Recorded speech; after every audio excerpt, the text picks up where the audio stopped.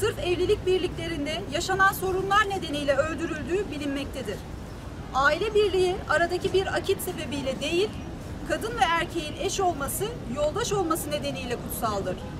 Evliliklerin mutlu ve sağlıklı bir şekilde kurulması, sürdürülmesi ve bu mümkün olmadığında dinen de, hukuken de hak olan boşanmanın saygıyla gerçekleşmesi için çaba harcamalıyız.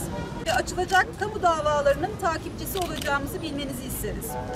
Kadına, erkeğe, çocuğa ve yaşlıya değer veren şehrimizde cinayet ve şiddet olaylarının son bulmasını diliyoruz. Batman halkı dini, örf ve adetleriyle maneviyatını kaybetmemiş örnek bir şehirdir.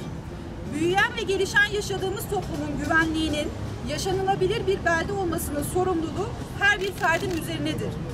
Bu noktada şunu özellikle ifade etmek istiyoruz ki, dükkanda eşi tarafından bıçaklanan Cahide İnal'ın oradaki vatandaşlar tarafından korunmaya çalışılması, şiddete karşı tavırları toplumun tamamına yayılmasını dilediğimiz bir duyarlılık örneğidir. Değerli Batmanlı hemşerilerimizden, kanaat önderlerimizden, imamlarımızdan, kamu kurumlarından, sivil toplum örgütlerinden kadın cinayetlerine, aile içi şiddete karşı daha çok mücadele etmeleri için destek bekliyoruz.